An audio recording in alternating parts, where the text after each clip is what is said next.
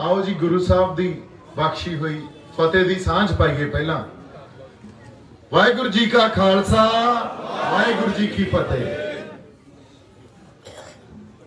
मान साहब दे चोणां दा जिहड़ा सिलसिला हुण चलिया या आपां चोण प्रचार च हिस्सा लै रहे हैं सारे जने रल के, वो इस करके नहीं लै रहे भी वो एक आम जिवें आगू या कोई MLA दी इलैक्शन हुंदी आ, असीं उस तरह आके ते किसी MLA नूं सपोर्ट कर रहे हैं। असीं उस जरनैल नूं उस आगू नूं सपोर्ट कर रहे हैं जिन्हें 40 सालां दा संघर्ष साडे लई कीता, जिहदे पिछे एक लंबा 4 दहाकियां दा सफर पिया। सफर तो महीने का कढ़ना औखा हो जाता, 2 महीने मैं जेल लाए, 3 महीने ओवरऑल लगे, वो 3 महीने कढ़ने औखे हो जाते हैं। पर जिन्हों ने जेलां कट्टियां साडे खातर 4 दहाकियां दा संघर्ष किया, कोई इहो जिहे समझौते नहीं, कोई इहो जिहे इल्जाम नहीं लगे भी बड़ा लुट खसोह कीती होवे, बिना किसी दाग तो बिना किसी लांभे तो कौम नूं अगवाही भी दित्ती है। ते पार्लीमेंट इंडियन पार्लीमेंट होवे, हालांकि उत्थे सानू बड़ा बोलण नहीं दिंदे, उत्थे जाके जो जज्बातां दी तर्जमानी कीती है कौम दे, वो बाकमाल। हजे किसी होर पिंड आपां एक गल सुणदे असीं करदे आ रहे सी, मान साहब जदों पार्लीमेंट च जाके पहली स्पीच मान साहब दी यूट्यूब ते पई आ, तुसीं उहनूं सुण के देखियो, कौम दा दर्द की हुंदा, जज्बातां नूं किवें बयान करीदा, किहड़े ढुकवें लफ्जां च बयान करीदा, वो अज तक इक्को एक आगू कर सकिया। सरदार कपूर सिंह तो बाद वो सरदार सिमरनजीत सिंह मान। हुण वो आगू जिहड़ा साडी कौमीयत दी गल करदा, जिहड़ा साडी सोवरेनिटी दी गल करदा, और सरकार ने साडी कौमीयत दा आइडिया भी जिहड़ा कोई खालिस्तान दा नाम भी लैंदा ना, उहनूं क्रिमिनलाइज करता, मना च ही साडे क्रिमिनलाइज करता। गल की वापरी आ, ये आपां समझदे हां। एक उदाहरण तो आम तौर ते पिंडां च गल करी जाती हुंदी सी, अजकल पता नहीं वो गल इन्नी प्रचलित है कि नहीं, भी जिहड़ियां कुछ बंदियां ने एक प्रयोग किया, उन्होंने 2 बांदर पिंजरे च ताड़ते ते पिंजरे दे उत्ते ना केला बन्नता। हुण बांदर जदों केले वल जाया करन ते बांदरां नूं कढ के चंगी तरह कुट्टिया करन, हो फिर बांदर केले वल नूं जाण, फिर चंगी तरह उन्हां नूं कुट्टण। ये सिलसिला 5-7 दिन चलिया। 5-7 दिन बाद बांदरां नूं ऐ लगन लग गया भी केले वल नूं जाना गुनाह, हालांकि केला तो बांदर खाऊगा ही।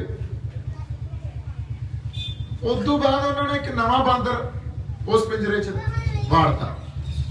जदों नवा बांदर वाड़ता, हुण उहनूं पता नहीं सी भी इत्थे की सिलसिला चलदा। हुण वो केले वाल नूं जान लग्या, जदों केले वाल नूं जान लग्या, हुण बाहर जिहड़े बंदियां ने प्रयोग कीता सी उहनां नूं कुੱਟਣ ਦੀ ਜ਼ਰੂਰਤ नहीं पई, ਉਹ ਬਾਂਦਰਾਂ नहीं ਢਾਲਿਆ ਫੜ ਕੇ ਵੀ ਤੂੰ ਸਾਲਿਆ ਸਾਡੇ ਛਿੱਤਰ ਪਵਾਏਂਗਾ। ਹੁਣ ਸਾਡੇ ਨਾਲ ਕੀ ਹੁੰਦਾ, ਜਿਹੜਾ ਕੌਮੀਅਤ ਦੀ ਸਾਡੀ ਗੱਲ ਕਰਦਾ ਸੀ ਆਪ ਹੀ ਉਹਨੂੰ ਢਾ ਲੈਂਦੇ ਆ। ਸਹੀ ਹੈ, ਕੌਮੀਅਤ ਵੱਲ ਜਾਣਾ ਗੁਨਾਹ ਥੋੜੀ ਆ, ਆਪਦੀ ਕੌਮੀਅਤ ਦੀ ਗੱਲ ਕਰਨੀ ਗੁਨਾਹ ਥੋੜੀ ਆ, ਪਰ ਅਸੀਂ ਆਪ ਹੀ ਢਾ ਲੈਂਦੇ ਆ ਵੀ ਨਹੀਂ ਯਾਰ ਤੂੰ ਸਾਡੇ ਛਿੱਤਰ ਪਵਾਏਂਗਾ, ਇਹ ਬੰਦੇ ਮਰਵਾਊਗਾ ਸਾਡੇ। ਉਹ ਬੰਦੇ ਤਾਂ ਸਾਡੇ ਮਾਰਨੇ ਹੀ ਆ, 3.5 ਲੱਖ ਬੰਦੇ ਮਾਰਤੇ, ਅੱਜ ਤੱਕ ਨਿਆਂ ਦਿੱਤਾ? ਅੱਜ ਤੱਕ ਜਿਹੜੀ ਵੀ ਪਾਰਟੀ ਇੱਥੇ ਸਰਕਾਰ ਬਣਾਉਂਦੀ ਆ, ਸੈਂਟਰ 'ਚ ਸਰਕਾਰ ਬਣਾਉਂਦੀ ਆ, ਇਹ ਜ਼ਰੂਰ ਕਹਿ ਦੇਣਗੇ ਵੀ ਨਹੀਂ ਸਿੱਖਾਂ ਨਾਲ ਧੱਕਾ ਹੋ ਗਿਆ, ਕੋਈ ਮਾੜਾ ਮੋਟਾ ਸਿੱਖਾਂ ਨਾਲ ਵੀ ਨਹੀਂ ਕਹਿਣਗੇ ਪੰਜਾਬ 'ਚ ਧੱਕਾ ਹੋਇਆ, ਸਪੈਸੀਫਿਕ ਕਦੇ ਨਹੀਂ ਹੋਣਗੇ ਵੀ ਰਹਿੰਦੇ ਕੌਣ ਆ, ਕਿਹਦੀ ਨਸਲਕੁਸ਼ੀ ਹੋਈ ਆ, ਬਸ ਜਾਂ ਇਹ ਕਹਿ ਦੇਣਗੇ ਵੀ ਹਾਂ ਸਿੱਖਾਂ ਨਾਲ ਧੱਕਾ ਹੋਇਆ। ਧੱਕਾ ਹੋਇਆ ਤਾਂ ਤੁਸੀਂ ਕੋਈ ਨਿਆਂ ਦਿੱਤਾ ਸਾਨੂੰ? ਅਸਲ ਗੱਲ ਤਾਂ ਇੱਥੇ ਆਓ ਨਾ। ਆਰਟੀਕਲ ਕਾਮਰੇਡ ਲਿਖਦੇ ਆ ਵੀ ਪੰਜਾਬ 'ਚ ਮੈਕਸਿਮਮ ਗਨ ਪੋਜੈਸ਼ਨ ਆ, ਗਨ ਹਥਿਆਰ ਰੱਖਣ ਦਾ ਸਭ ਤੋਂ ਜ਼ਿਆਦਾ ਜਿਹੜਾ ਉਹ ਇੱਕ ਰਿਵਾਜ ਪੰਜਾਬ 'ਚ, ਪਰ ਇਹ ਪੁਆਇੰਟ ਮਿਸ ਕਰਨਗੇ, ਇਹ ਨਹੀਂ ਦੱਸਦੇ ਵੀ ਮਿਨੀਮਮ ਕ੍ਰਾਈਮ ਰੇਟ ਆ ਪੰਜਾਬ 'ਚ ਗਨ ਦਾ ਕ੍ਰਾਈਮ ਸਾਰੇ ਦੇਸ਼ ਨਾਲ। ਸਾਨੂੰ ਬਦਨਾਮ ਕਰਨਗੇ, ਸਾਡੇ ਤੇ ਬਦਨਾਮ ਕਰਨ ਖਾਤਰ ਨਾਲ ਕਾਮਰੇਡ ਲਾਣਾ ਮਾਊਥਪੀਸ ਬਣੂਗਾ ਉਹਨਾਂ ਦਾ। ਫਿਰ ਆਪਦੇ ਅਖਬਾਰਾਂ ਰਾਹੀਂ, ਚੈਨਲਾਂ ਰਾਹੀਂ ਪੰਜਾਬ 'ਚ ਤਾਂ law and order the situation ਪੈਦਾ ਹੋ ਗਈ ਆ। ਪੰਜਾਬ 'ਚ ਤਾਂ ਜਿਹੜੀ ਇੱਕ ਮੇਲ ਡੋਮੀਨੇਟਡ ਪੁਰਸ਼ ਪ੍ਰਧਾਨ ਸੁਸਾਇਟੀ ਆ, ਇਹ ਸਾਰਾ ਕੁਝ ਜੋ ਰਚਿਆ ਜਾਂਦਾ ਨਾ, ਇਹ ਕੌਮਾਂ ਤੇ ਜੈਨੋਸਾਈਡ ਜਾਂ ਉਹਨਾਂ ਤੇ ਜ਼ੁਲਮ ਕਰਨ ਲਈ ਰਚਿਆ ਜਾਂਦਾ। ਕਿਹੜੀ ਮੇਲ ਪ੍ਰਧਾਨ ਸੁਸਾਇਟੀ ਆ? ਸਭ ਤੋਂ ਵੱਧ ਜਿਹੜਾ ਵਿਮਨ ਤੇ ਅਤਿਆਚਾਰ ਹੁੰਦੇ ਆ, ਜ਼ੁਲਮ ਹੁੰਦੇ ਆ, ਉਹ ਦਿੱਲੀ ਯੂਪੀ ਚ ਹੁੰਦੇ ਆ। ਤੇ ਕੇਜਰੀਵਾਲ ਇੱਥੇ ਆ ਕੇ ਸਾਨੂੰ ਸ਼ਾਂਤੀ ਮਾਰਚ ਕਰੀ ਜਾਂਦਾ ਤਿਰੰਗਾ ਫੜ ਕੇ। ਜਦੋਂ ਲਾਲ ਕਿਲੇ ਤੇ ਨਿਸ਼ਾਨ ਸਾਹਿਬ ਚੜਾਏ ਗਏ ਸੀ, ਨਾਲ ਕਿਸਾਨੀ ਝੰਡਾ ਚਲਾਇਆ ਗਿਆ ਸੀ, ਉਦੋਂ ਵੀ ਚੀਕਾਂ ਨਿਕਲ ਗਈਆਂ ਸੀ ਨਾ ਗੁਲਾਮਾਂ ਦੀਆਂ ਵੀ ਯਾਰ ਬੜੀ ਗਲਤ ਗੱਲ ਹੋ ਗਈ, ਆਹ ਦੇਖੋ ਆਹ ਤਾਂ ਬਹੁਤ ਗਲਤ ਗੱਲ। ਉਹ ਬਾਂਦਰਾਂ ਵਾਲੀ ਮਾਨਸਿਕਤਾ। ਜਦੋਂ ਤੱਕ ਅਸੀਂ ਇਹ ਨਹੀਂ ਸਮਝਦੇ, ਇਸ ਗੁਲਾਮ ਸੋਚ ਤੋਂ ਆਪਦੇ ਆਪ ਨੂੰ ਆਜ਼ਾਦ ਨਹੀਂ ਕਰਦੇ, ਉਦੋਂ ਤੱਕ ਸਾਨੂੰ ਇਹ ਨਹੀਂ ਪਤਾ ਲੱਗਣਾ ਸਾਡਾ ਆਗੂ ਕੌਣ ਆ, ਸਾਡਾ ਜਰਨੈਲ ਕੌਣ ਆ। ਫਿਰ ਜਿਹੜਾ ਸਾਡੀ ਕੌਮੀਅਤ ਦੀ ਗੱਲ ਕਰੂਗਾ, ਜਿਵੇਂ ਮਾਨ ਸਾਹਿਬ ਕਰਦੇ ਆ, ਅਸੀਂ ਉਹਨੂੰ ਆਪ ਹੀ ਢਾ ਲੈਂਦੇ ਆ। ਫਿਰ ਕਿੱਥੇ ਰਹੇਗੀ ਸਾਡੀ ਜ਼ਮੀਰ? ਕਿੱਥੇ ਰਹੇਗੀ? ਕਿੱਥੇ ਨਸਲਾਂ ਨੂੰ ਬਚਾ ਲਾਂਗੇ? ਕਿੱਥੇ ਆਪਦੇ ਅਕੀਦਿਆਂ ਨੂੰ, ਸਾਡੇ ਗ੍ਰੰਥਾਂ ਨੂੰ ਬਚਾ ਲਾਂਗੇ? ਸੋ ਇਸ ਗੁਲਾਮ ਮਾਨਸਿਕਤਾ, ਇਹ ਮਾਨਸਿਕ ਨਸ਼ਲਕੁਸ਼ੀ ਆ ਜਿਹੜੀ ਲਗਾਤਾਰ ਕੀਤੀ ਜਾ ਰਹੀ ਆ। ਸਾਰੀਆਂ ਪਾਰਟੀਆਂ ਆ ਕੇ ਹਮੇਸ਼ਾ ਐਜੂਕੇਸ਼ਨ ਨੂੰ ਮੂਹਰੇ ਰੱਖਦੀਆਂ। ਅਸੀਂ ਤੁਹਾਡੇ ਬੱਚਿਆਂ ਨੂੰ ਐਜੂਕੇਸ਼ਨ ਦੇਵਾਂਗੇ। ਯਾਰ ਐਜੂਕੇਸ਼ਨ ਦੇਣੀ ਜ਼ਰੂਰੀ ਨਹੀਂ ਆ। ਤੁਸੀਂ ਐਜੂਕੇਸ਼ਨ ਚ ਪੜ੍ਹਾ ਕੀ ਰਹੇ ਹੋ ਜ਼ਰੂਰੀ ਉਹ ਆ, ਕੰਟੈਂਟ ਜ਼ਰੂਰੀ ਆ ਨਾ। ਕੰਟੈਂਟ ਤੁਹਾਡਾ ਪੰਜਾਬ ਪੱਖੀ ਹੈ ਕਿ ਨਹੀਂ, that is important। ਇਹ ਨਹੀਂ ਵੀ ਤੁਸੀਂ ਐਜੂਕੇਟ ਕਰਨਾ। ਐਜੂਕੇਟ ਕਰਦੇ ਹੋ ਤੁਸੀਂ ਦਿੱਲੀ ਦੇ ਜਿਹੜੇ ਨੈਰੇਟਿਵ ਨਾਲ, ਉਹਨਾਂ ਨੂੰ ਤੁਸੀਂ ਅੱਜ ਪੰਜਾਬ 'ਚ ਜਿਸ ਲੈਵਲ ਤੇ ਹਿੰਦੀ ਸਥਾਪਿਤ ਹੋ ਗਈ ਤੇ ਅਸੀਂ ਆਪਦੀ ਪੰਜਾਬੀ ਲਈ ਸੰਘਰਸ਼ ਕਰਦੇ ਰਹਿੰਦੇ ਹਾਂ। ਸਾਡੀ ਮਾਂ ਬੋਲੀ ਹੈ ਪੰਜਾਬੀ, ਉਹਦੇ ਲਈ ਸੰਘਰਸ਼ ਕਰਦੇ ਆ ਤੇ ਹਿੰਦੀ ਸਥਾਪਿਤ ਹੋ ਗਈ ਇੱਥੇ ਆ ਕੇ। ਪਰ ਇਹਦਾ ਕੀ ਮਤਲਬ ਆ? ਇਹਦਾ ਮਤਲਬ ਪੰਜਾਬ 'ਚ ਅਸੀਂ ਦਿੱਲੀ ਇੰਡੀਅਨ ਸਟੇਟ ਦੇ ਗੁਲਾਮ ਆ। ਸਾਨੂੰ ਗੁਲਾਮੀ ਦੀਆਂ ਨਿਸ਼ਾਨੀਆਂ ਇਹੀ ਹੁੰਦੀਆਂ, ਕੋਈ ਸੰਗਲ ਨਹੀਂ ਗਲਾਂ 'ਚ ਪਾਏ ਜਾਂਦੇ। ਜਿੱਦੇ ਇੱਕ ਹੋਰ ਐਗਜ਼ਾਮਪਲ ਦਿੰਨਾ, ਬਾਪੂ ਜੀ ਸਦਾ ਗੁਰਚਰਨ ਸਿੰਘ ਜੀ ਇੱਥੇ ਬੈਠੇ ਆ। ਜਦੋਂ ਬੰਦੀ ਸਿੰਘਾਂ ਦੀ ਰਿਹਾਈ ਲਈ ਆ ਬਾਈ ਜੀ ਪੁਲਿਸ 'ਚ ਖੜੇ ਆ ਨਾਲ ਆਪਣੇ, ਇਹ ਵੀ ਸਾਡੇ ਚੋਂ ਹੀ ਆ। ਜਦੋਂ ਕੱਲ ਨੂੰ ਕੋਈ ਪਛਾਣ ਤੇ ਹਮਲਾ ਹੋਊਗਾ, ਆਹ ਪਛਾਣ ਦਸਤਾਰ ਜੋ ਸਜਾਈ ਆ ਇਹਨਾਂ ਨੇ, ਇਹਦੇ ਤੇ ਵੀ ਹੋਊਗਾ। ਬਖਸ਼ਿਆ ਕੋਈ ਨਹੀਂ ਜਾਂਦਾ ਫਿਰ। ਸੋ ਸਾਨੂੰ ਇਹ ਗੱਲ ਸਮਝ ਲੈਣੀ ਚਾਹੀਦੀ ਆ। ਜਦੋਂ ਅਸੀਂ ਬੰਦੀ ਸਿੰਘਾਂ ਦੀ ਰਿਹਾਈ ਲਈ ਗਵਰਨਰ ਹਾਊਸ ਗਏ ਤੇ ਉਹਨਾਂ ਦੀ ਏਡੀਸੀ ਕੋਲੇ ਤੇ ਹੋਰ ਪੁਲਿਸ ਅਫਸਰ ਬੈਠੇ ਸੀ ਤੇ ਉਹ ਮਨਾ ਕਰ ਰਹੇ ਸੀ ਵੀ ਗਵਰਨਰ ਸਾਹਿਬ ਨਹੀਂ ਮਿਲਣਗੇ। ਬਾਪੂ ਜੀ ਨੇ ਖੜੇ ਹੋ ਕੇ 5 ਮਿੰਟ ਉਹਨਾਂ ਦੀ ਚੰਗੀ ਤਸੱਲੀ ਕਰਾਈ। 4 ਸਾਡੇ ਜਿਹੜੇ ਕਹਿ ਲਓ ਵੀ ਸੀਨੀਅਰ ਆਗੂ ਸੀ ਉੱਥੇ, ਬਾਪੂ ਜੀ ਸੀ, ਚਹਿਲ ਸਾਹਿਬ ਸੀ ਤੇ ਹੋਰ 2 ਸ਼ਖਸੀਅਤਾਂ ਸੀ। 4ਾਂ ਦਾ ਪਾਰਾ ਜਿਵੇਂ ਜਰਨੈਲ ਹੁੰਦੇ ਆ ਨਾ, ਐ ਸੀ ਵੀ ਇਹਨਾਂ ਨੂੰ ਅੱਜ ਦਿਖਾਵਾਂਗੇ ਅਸੀਂ। ਬਾਪੂ ਜੀ ਕਹਿੰਦੇ ਤੁਸੀਂ ਸਾਨੂੰ ਗੁਲਾਮੀ ਦਾ ਅਹਿਸਾਸ ਹੋਰ ਗੂੜਾ ਕਰਾ ਰਹੇ ਹੋ। ਇੱਕ ਪਾਸੇ ਤਾਂ ਲਾਅ ਇਹ ਕਹਿ ਰਿਹਾ right to life should be protected, ਜਿਹੜੀ ਲਾਈਫ ਆ ਕਿਸੇ ਦੀ ਵੀ ਉਹ ਪ੍ਰੋਟੈਕਟ ਕਰਨੀ ਚਾਹੀਦੀ ਆ। ਤੇ ਇੱਕ ਪਾਸੇ 25 ਸਾਲਾਂ ਤੋਂ ਬਾਅਦ ਸਾਡੇ ਬੰਦੀ ਸਿੰਘ ਜੇਲਾਂ ਕੱਟੀ ਬੈਠੇ ਆ, ਤੁਸੀਂ ਉਹਨਾਂ ਨੂੰ ਰਿਹਾ ਨਹੀਂ ਕਰ ਰਹੇ। ਫਿਰ ਕਿਹੜਾ ਲਾਅ ਤੁਸੀਂ ਸਾਨੂੰ ਦਿਖਾ ਰਹੇ ਹੋ? ਕਿਹੜੇ ਲਾਅ ਦੀ ਜੱਜਮੈਂਟ ਸਾਡੇ ਤੇ ਪਾਉਣੇ ਹੋ? ਜਦੋਂ ਸਾਡੇ ਤੇ ਪਾਉਣੀ ਹੋਵੇ ਉਦੋਂ ਲਾਅ ਦੀ ਜੱਜਮੈਂਟ ਸਾਡੇ ਤੇ ਪਾ ਦਿੱਤੀ ਜਾਂਦੀ ਆ। ਜਦੋਂ ਨਸਲਕੁਸ਼ੀ ਕਰਨੀ ਹੋਵੇ ਉਦੋਂ ਸਾਰੀ ਜੱਜਮੈਂਟ ਨਿਕਲ ਜਾਂਦੀ ਆ। ਉਦੋਂ ਇਹਨਾਂ ਦਾ ਸਿਸਟਮ ਵੀ ਇਹਨਾਂ ਦਾ ਸਾਥ ਦਿੰਦਾ। ਉਦੋਂ ਕੋਈ ਲਾਅ ਦੀ ਜੱਜਮੈਂਟ ਸੁਸਾਇਟੀ ਤੇ ਐਗਜ਼ਿਸਟ ਨਹੀਂ ਕਰਦੀ, ਉਦੋਂ ਕੋਈ ਮੋਰਲ ਜੱਜਮੈਂਟ ਐਗਜ਼ਿਸਟ ਨਹੀਂ ਕਰਦੀ। ਤੇ ਜਿਹੜੀ ਗਵਰਨਮੈਂਟ ਨਸਲਕੁਸ਼ੀ ਕਰਾਉਂਦੀ ਆ, ਮੈਜੋਰਿਟੀ ਉਹਨੂੰ ਇਨਾਮ ਦਿੰਦੀ ਆ, ਬਹੁਮਤ ਚ ਲੈ ਕੇ ਆਉਂਦੀ ਆ। 84 ਚ ਨਵੰਬਰ ਚ ਨਸਲਕੁਸ਼ੀ ਹੋਈ, ਅਗਲੀਆਂ ਚੋਣਾਂ ਚ ਕਾਂਗਰਸ ਨੇ ਥੰਪਿੰਗ ਮੈਜੋਰਿਟੀ ਨਾਲ ਗਵਰਨਮੈਂਟ ਬਣਾਈ ਉੱਥੇ। ਸੋ ਇਹ ਜਿਹੜੇ ਸਾਰੇ ਖਤਰੇ ਆ ਸਾਡੇ ਤੇ, ਤੁਸੀਂ ਜਦੋਂ ਤੱਕ ਕਬੂਤਰ ਵਾਂਗੂ ਅੱਖਾਂ ਮੀਚੀ ਰਹੋਗੇ ਤੇ ਨਹੀਂ ਦੇਖੋਗੇ, ਕਹੋਗੇ ਨਹੀਂ ਸਭ ਕੁਝ ਠੀਕ ਆ, ਪਰ ਸਭ ਕੁਝ ਠੀਕ ਨਹੀਂ ਆ। ਤੁਹਾਨੂੰ ਤੁਹਾਡੇ ਆਗੂ ਦਾ ਪਤਾ ਹੋਣਾ ਚਾਹੀਦਾ, ਤੁਹਾਨੂੰ ਤੁਹਾਡੇ ਜਰਨੈਲ ਦਾ ਪਤਾ ਹੋਣਾ ਚਾਹੀਦਾ, ਤੁਹਾਨੂੰ ਤੁਹਾਡੀ ਸਿਆਸਤ ਦਾ ਪਤਾ ਹੋਣਾ ਚਾਹੀਦਾ। ਸਾਰੀ ਸਿਆਸਤ ਦਿੱਲੀ ਤੋਂ ਰਚੀ ਜਾ ਰਹੀ ਆ।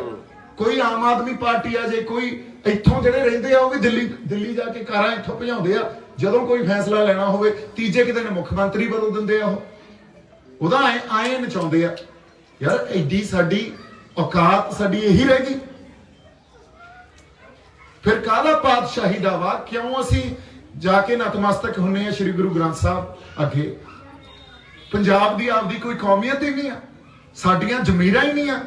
ਅਸੀਂ ਫਸਲਾਂ ਦੀ ਲੜਾਈ ਲੜਨ ਤੱਕ ਹੀ ਰਹਿ ਗਏ ਕਿ ਨਸਲਾਂ ਦੀ ਲੜਾਈ ਸਾਨੂੰ ਲੜਨੀ ਨਹੀਂ ਆਉਂਦੀ? ਅਸੀਂ ਜ਼ਮੀਨਾਂ ਬਚਾਉਣ ਤੱਕ ਰਹਿ ਗਏ, ਹੋਣ ਦੀ ਲੜਾਈ ਨਹੀਂ ਲੜਨੀ ਆਉਂਦੀ ਸਾਨੂੰ? ਆਈ ਤਾਂ ਸਾਡੇ ਗਲਾਂ ਤੱਕ ਆਈ ਪਈ ਆ ਗੱਲ। ਫਿਰ ਕਦੋਂ ਜਾਗੋਗੇ? ਉਦੋਂ ਜਾਗਾਂਗੇ ਜਦੋਂ ਸਭ ਕੁਝ ਸਾਡੇ ਤੋਂ ਖੁੱਸ ਗਿਆ। ਫਿਰ ਤਾਂ ਇੱਥੇ ਜੇ ਕਿਸੇ ਧੀ ਭੈਣ ਦੀ ਰੱਬ ਨਾ ਕਰੇ ਬੇਪੱਤੀ ਹੋ ਰਹੀ ਹੋਵੇ ਤੇ ਇੱਥੇ ਬੈਠ ਕੇ ਆਪਾਂ ਸੁਖਮਨੀ ਸਾਹਿਬ ਦਾ ਪਾਠ ਕਰ ਲਾਂਗੇ? ਇਹ ਧਰਮ ਆ ਸਾਡਾ। ਫਿਰ ਤਾਂ ਸ਼੍ਰੀ ਸਾਹਿਬ ਲੈ ਕੇ ਨਿਕਲਣਾ ਪਊ ਨਾ। ਤੇ ਇੱਕ ਪਾਸੇ ਧੀ ਭੈਣ ਦੀ ਬੇਪੱਤੀਆਂ ਦਾ ਨਿਆਂ ਲੈਣਾ ਪਿਆ, ਇੱਕ ਪਾਸੇ ਕੁਝ ਐਮਐਲਏ ਆ ਜਿਹੜੇ ਝਾੜੂ ਵਾਲੇ ਤੇ ਹੋਰ ਇਹਨਾਂ ਦੀਆਂ ਸਰਕਾਰਾਂ ਬਣਾਉਣ ਵਾਲਾ ਕੰਮ ਪਿਆ, ਜਿਨ੍ਹਾਂ ਨੇ ਇਹੀ ਕੰਮ ਕਰਨਾ ਸਾਡੇ ਨਾਲ। ਫਿਰ ਤੁਸੀਂ ਕੀ ਕਰੋਗੇ? ਕਿੱਥੇ ਗਈਆਂ ਸਾਡੀਆਂ ਜ਼ਮੀਰਾਂ? ਇਹ ਜ਼ਮੀਨਾਂ ਵੀ ਨਹੀਂ ਬਚਦੀਆਂ। ਇਹ ਵੀ ਭੁੱਲ ਜਾਓ ਤੁਸੀਂ ਵੀ ਪੰਥ ਤੋਂ ਬਿਨਾਂ ਜ਼ਮੀਨਾਂ ਬਚ ਜਾਣਗੀਆਂ। ਇੱਕ ਗੱਲ ਮੀਡੀਆ ਨੂੰ ਖਾਸ ਕਰਕੇ ਆਪਾਂ ਕਹਿਣੀ ਆ, ਜਿਹੜਾ ਮੀਡੀਆ ਅੱਜ ਪੈਸੇ ਲੈ ਕੇ ਕਦੇ ਬਾਦਲਕਿਆਂ ਪਿੱਛੇ, ਕਦੇ ਝਾੜੂ ਵਾਲਿਆਂ ਪਿੱਛੇ, ਕਦੇ ਕਾਂਗਰਸ ਪਿੱਛੇ, ਕਦੇ ਬੀਜੇਪੀ ਕੇ ਪਿੱਛੇ ਫਿਰਦਾ ਨਾ, ਇੱਥੇ ਕੋਈ ਮੀਡੀਆ ਹਜੇ ਤੱਕ ਕੋਈ ਮੀਡੀਆ ਨਹੀਂ ਆਇਆ। ਪੰਥ ਦਾ ਮਿਹਣਾ ਨਾ ਲੈ ਲਿਓ ਕਿਤੇ, ਇਹਨਾਂ ਨੂੰ ਪਹੁੰਚਾ ਦਿਓ ਇਹ ਗੱਲਾਂ। ਕੋਈ ਪੰਜਾਬ ਦਾ ਮੀਡੀਆ ਇੱਥੇ ਮੇਨ ਸਟ੍ਰੀਮ ਬੋੜਿਆ ਨਹੀਂ। ਪੰਥ ਦੇ ਮਿਹਣੇ ਸਦੀਆਂ ਤੱਕ ਨਹੀਂ ਪਿੱਛਾ ਛੱਡਦੇ। ਪਰਿਵਾਰ ਗੁਜ਼ਰ ਜਾਂਦੇ ਆ, ਸਦੀਆਂ ਗੁਜ਼ਰ ਜਾਂਦੀਆਂ, ਨਸਲਾਂ ਗੁਜ਼ਰ ਜਾਂਦੀਆਂ, ਪੰਥ ਦਾ ਮਿਹਣਾ ਨਹੀਂ ਲੈਂਦਾ। ਇਹਨਾਂ ਨੂੰ ਕਹਿ ਦਿਓ ਪੰਥ ਵਿਰੋਧੀ ਤੁਹਾਨੂੰ ਐਲਾਨਿਆ ਜਾਊਗਾ ਜੇ ਤੁਸੀਂ ਸਰਦਾਰ ਮਾਨ ਦੀ ਚੋਣ ਪ੍ਰਚਾਰ ਦੇ ਵਿੱਚ ਆ ਕੇ ਉਹਨਾਂ ਦੀਆਂ ਇੰਟਰਵਿਊਆਂ ਨਹੀਂ ਕਰੋਗੇ ਜਾਂ ਉਹਨਾਂ ਨੂੰ ਸਪੇਸ ਨਹੀਂ ਦਿਓਗੇ। ਸਾਰੀ ਗੱਲ ਹੀ ਇਹ ਪੈਸੇ ਦੇ ਆਧਾਰਿਤ ਹੋਗੀ। ਜਿਹਦੇ ਕੋਲੇ ਪੈਸਾ ਉਹ ਚੋਣਾਂ ਲੜੀ ਜਾਂਦਾ, ਉਹੀ ਸਾਡੀ ਮਾਨਸਿਕਤਾ ਵੀ ਘੜ ਦਿੰਦਾ, ਉਹੀ ਸਾਨੂੰ ਪਿੱਛੇ ਲਾਈ ਫਿਰਦਾ। ਫਿਰ ਗੱਲ ਹੁਣ ਸਾਡੇ ਵਕਾਰ ਤੇ ਆ ਗਈ ਆ। ਵਾਕਈ ਲੜਾਈ ਹੋਂਦ ਦੀ ਆ, ਕਿਸਾਨੀ ਸੰਘਰਸ਼ ਤੇ ਖਤਮ ਨਹੀਂ ਹੋਈ ਆਖੇ। ਉਹ ਤਾਂ ਪਹਿਲੀ ਇੱਕ ਪਲਾਂਘ ਪੱਟੀ ਸੀ ਆਪਾਂ। ਲੜਾਈ ਹੋਂਦ ਦੀ ਆ, ਲੜਨੀ ਆ ਕਿ ਨਹੀਂ ਲੜਨੀ? ਬਾਬੇ ਦੀਪ ਸਿੰਘ ਵਾਂਗੂ ਲਕੀਰ ਖਿੱਚ ਕੇ ਲੜਨੀ ਪੈਣੀ ਆ। ਤੇ ਜੇ ਨਾ ਲੜ ਸਕੇ ਕਬੂਤਰ ਵਾਂਗੂ ਅੱਖਾਂ ਮੀਚੀ ਬੈਠੇ ਰਹੇ, ਫਿਰ ਇਦੋਂ ਬਾਅਦ ਕੁਝ ਨਹੀਂ ਵੱਟੀ ਦਾ। ਕਈ ਸਮੇਂ ਕੌਮਾਂ ਤੇ ਇਹੋ ਜਿਹੇ ਆਉਂਦੇ ਆ, ਜਦੋਂ ਯਹੂਦੀਆਂ ਤੇ ਇਹ ਸਮਾਂ ਆਇਆ ਸੀ ਨਾ, ਉਹਨਾਂ ਨੇ ਆਪਦੇ ਲੀਡਰ ਵੀ ਪਛਾਣ ਲਏ ਸੀ ਤੇ ਉਹਨਾਂ ਨੇ ਆਪਦੇ ਆਪ ਨੂੰ ਬੰਦ ਕਰ ਲਿਆ ਸੀ ਵੀ ਹੁਣ ਸਾਡੇ ਚ ਬਾਹਰੋਂ ਨਾ ਕੋਈ ਵੜ ਸਕੇ। ਹੁਣ ਅਸੀਂ ਮੰਥਨ ਕਰਨਾ, ਬ੍ਰੇਨਸਟਾਰਮ ਕਰਨਾ, ਅੰਦਰ ਆਪਦੀ ਕੌਮ ਨੂੰ ਸੇਧ ਦੇਣੀ ਆ, ਆਪਦੇ ਆਗੂ ਰਚਨੇ ਆ। ਸਾਡੇ ਬੁੱਧੀਜੀਵੀ ਸਾਨੂੰ ਹੁਣ ਕੋਈ ਸੇਧ ਦੇਣ। ਪਰ 40 ਸਾਲਾਂ ਤੋਂ ਸਾਡਾ ਆਗੂ ਸਾਡੇ ਕੋਲੇ ਆਉਂਦਾ, ਅਸੀਂ ਨਿਰਾਸ਼ ਕਰਕੇ ਤੋੜ ਦਿੰਦੇ ਆ। ਗਲਤੀ ਉਹਨਾਂ ਦੀ ਥੋੜੀ ਆ, ਹਾਰ ਉਹਨਾਂ ਦੀ ਕਦੇ ਹੋਈ ਨਹੀਂ, ਹਾਰ ਸਾਡੀ ਹੋਈ ਹੈ। ਸੋ ਇਸ ਕਰਕੇ ਬੇਨਤੀ ਮੇਰੀ ਇਹੀ ਆ ਸਾਰੀ ਕੌਮ ਨੂੰ, ਸਾਰੇ ਮੁਸਲਿਮ ਭਾਈਚਾਰੇ ਨੂੰ, ਈਵਨ ਪੰਜਾਬ 'ਚ ਰਹਿੰਦੇ ਹਿੰਦੂਆਂ ਨੂੰ, ਜਦੋਂ ਪੰਜਾਬ ਤੇ ਜ਼ੁਲਮ ਹੋਇਆ ਬਖਸ਼ਣੇ ਹਿੰਦੂ ਵੀ ਨਹੀਂ ਉਹਨਾਂ ਨੇ। ਸੋ ਕੌਮੀਅਤ ਨੂੰ ਪਛਾਣੋ, ਬਾਂਦਰ ਵਾਂਗੂ ਧਿਆਨ ਨਾ ਲਿਆ ਕਰੋ ਜਿਹੜਾ ਬੰਦਾ ਕੌਮੀਅਤ ਦੀ ਗੱਲ ਕਰਦਾ। ਸਾਡਾ ਫਰਜ਼ ਆ ਕੌਮੀਅਤ ਦੀ ਗੱਲ ਕਰਨੀ। ਕੇਲੇ ਵੱਲ ਨੂੰ ਜਾਵਾਂਗੇ ਹੀ ਜਾਵਾਂਗੇ। ਜੇ ਤੁਸੀਂ ਆਪ ਹੀ ਢਾਉਣ ਲੱਗ ਗਏ ਫਿਰ ਦੁਸ਼ਮਣ ਤੇ ਤੁਹਾਡੇ 'ਚ ਕੋਈ ਫਰਕ ਨਹੀਂ ਰਹਿ ਜਾਣਾ। ਸੋ ਇੰਨੀਆਂ ਕਿ ਗੱਲਾਂ ਆਪਾਂ ਕਰਨੀਆਂ ਸੀ। ਮੇਰੇ ਵੱਲੋਂ ਬਹੁਤ ਸਾਰਾ ਪਿਆਰ ਸਤਿਕਾਰ। ਜਿਉਂਦੇ ਵਸਦੇ ਰਹੋ ਜੀ। ਆਪਦੀ ਗੈਰਤ ਨੂੰ ਤੇ ਆਪਦੇ ਵਕਾਰ ਨੂੰ ਅਸੀਂ ਜਿਉਂਦਾ ਰੱਖੀਏ। ਇਹ ਸਾਡਾ ਹੁਣ ਫਰਜ਼ ਇਹ ਆ ਵੀ ਮਾਨ ਸਾਹਿਬ ਨੂੰ ਜਿਤਾ ਕੇ ਆਪਾਂ ਇੱਥੋਂ ਭੇਜੀਏ। ਤੁਸੀਂ ਇਸ ਇਲਾਕੇ ਦੇ ਇੱਥੇ ਰਹਿੰਦੇ ਹੋ, ਇਸ ਇਲਾਕੇ ਨੂੰ ਬਿਲੋਂਗ ਕਰਦੇ ਹੋ, ਤਾਂ ਸਭ ਤੋਂ ਵੱਡੀ ਜ਼ਿੰਮੇਵਾਰੀ ਤਾਂ ਤੁਹਾਡੀ ਬਣ ਜਾਂਦੀ ਹੈ ਜੀ। ਵਾਹਿਗੁਰੂ ਜੀ ਕਾ ਖਾਲਸਾ, ਵਾਹਿਗੁਰੂ ਜੀ ਕੀ ਫਤਿਹ। ਵੀਰਦੀਪ ਸਿੱਧੂ ਦਾ ਸਤਿਕਾਰ ਕਰੇਗੀ ਇੱਥੋਂ ਦੀ ਜਿਹੜੀ ਸਾਡੀ ਨੌਜਵਾਨ ਕਮੇਟੀ ਹੈ। ਸਤਿ ਸ੍ਰੀ ਅਕਾਲ, ਬਹੁਤ ਬਹੁਤ ਧੰਨਵਾਦ। ਜਾਗ ਲਿਹੋ ਨੇ ਮਨਾ ਜਾਗ ਲਿਹੋ, ਕਹਾਂ ਗਾਫਲ ਸੋਇਆ। ਇਹ ਯਾਰੂ ਯੋਧੇ ਨੇ ਜਿਹੜੇ ਕੌਮੀ ਜਰਨੈਲ ਦੀ ਸਪੋਰਟ ਵਿੱਚ ਆਏ ਆ, ਹਮਾਇਤ ਵਿੱਚ ਆਏ ਆ। ਸਾਡੇ ਵਿਚਕਾਰ ਬਹੁਤ